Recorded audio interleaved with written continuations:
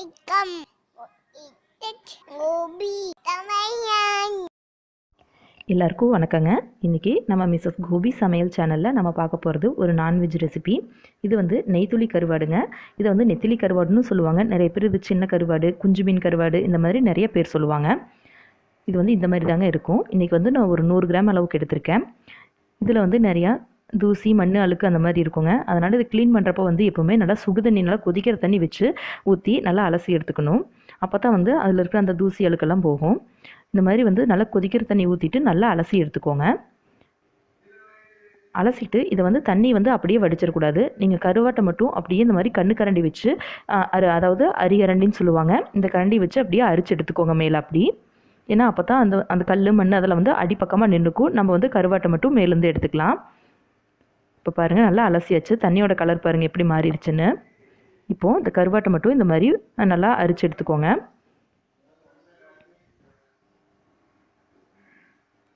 இப்போ பாருங்கள் எவ்வளோ சூப்பராக நம்ம வந்து கருவாடு வந்து க்ளீன் பண்ணியாச்சு.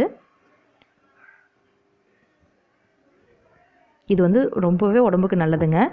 சளி பிரச்சனை இருக்கிறவங்களும் இது வந்து சாப்பிட்லாம். அவங்களுக்கு வந்து சளி தொந்தரவு வந்து சீக்கிரமாக சரியாயிரும். அதே சமயம் இதில் வந்து ஹெல்த் பெனிஃபிட்ஸும் நிறையா இருக்குது. குழந்தைங்கள்லேருந்து பெரியவங்க வரைக்கும் எல்லாருக்குமே இது வந்து கொடுக்கலாங்க. இதுக்கு தேவையான பொருட்கள் என்னென்னு பார்க்கலாம். கொஞ்சமாக வந்து கடுகு எடுத்திருக்கேங்க. அப்புறம் வந்து கொஞ்சமாக வந்து பூண்டு ஒரு 4லேருந்து 5 பல் எடுத்திருக்கேன். அப்புறம் வந்து நம்ம சுத்தம் பண்ணி வச்சுருக்க கருவாடு, அப்புறம் ஒரு நல்ல பழுத்த தக்காளி பழம், 1 டீஸ்பூன் அளவுக்கு வந்து மிளகாய்த்தூள், அப்புறம் வந்து கொஞ்சமாக வந்து பெருங்காயம் எடுத்திருக்கேன். அப்புறம் தேவையான அளவு உப்புங்க. ஃபஸ்ட்டு வந்து கடாய் அடுப்பில் வச்சுட்டு அதில் வந்து தேவையான அளவு வந்து எண்ணெய் விட்டுக்கலாம். ஒரு 3 டீஸ்பூன் அளவுக்கு விட்டுருக்கேன். அப்புறம் எண்ணெய் சூடானதுக்கப்புறம் இதில் வந்து கடுகு போட்டுக்கோங்க. கடுகு வந்து நல்லா பொரியட்டும். கடுகு பொரிஞ்சதுக்கப்புறம் இதில் வந்து நம்ம மிளகாயும் கருவேப்பிலையும் சேர்த்துக்கலாங்க. இப்போது கருவேப்பிலையும் மிளகாயும் சேர்த்தாச்சு. இது நல்லா பொரிஞ்சதுக்கப்புறம் நம்ம வந்து தக்காளி பழத்தை சேர்த்துக்கலாம். நீங்கள் வந்து பூண்டு வந்து எண்ணெயில் வந்து டைரெக்டாக ஃபஸ்ட்டே சேர்த்துக்கலாம், தக்காளிக்கு முன்னாடியே. அப்படி சேர்க்கும்போது இன்னும் வந்து ஃப்ளேவர் நல்லாயிருக்கும்.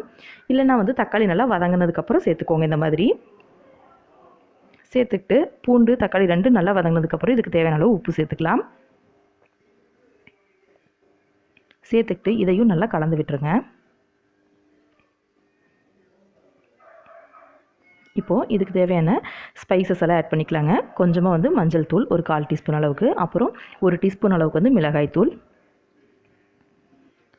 அப்புறம் வந்து பெருங்காயத்தூள் சேர்த்துக்கலாம். இதெல்லாம் சேர்க்கும்போது ஸ்டவ் வந்து சிம்மில் வச்சுக்கோங்க, இல்லைன்னா மிளகாய்த்தூள் வந்து கருகிரும். நல்லா சிம்மில் வச்சுட்டு இந்த மாதிரி நல்லா கலந்து விட்டுருங்க.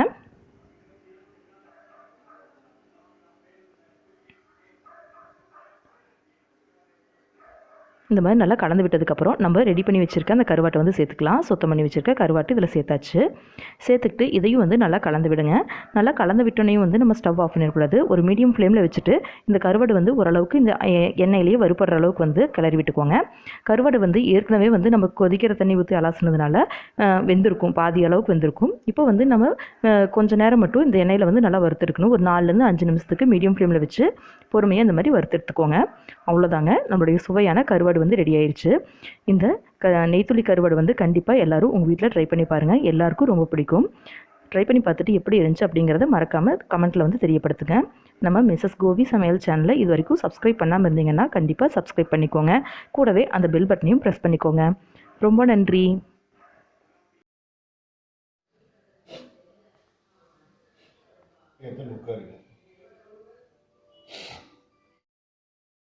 Thank you.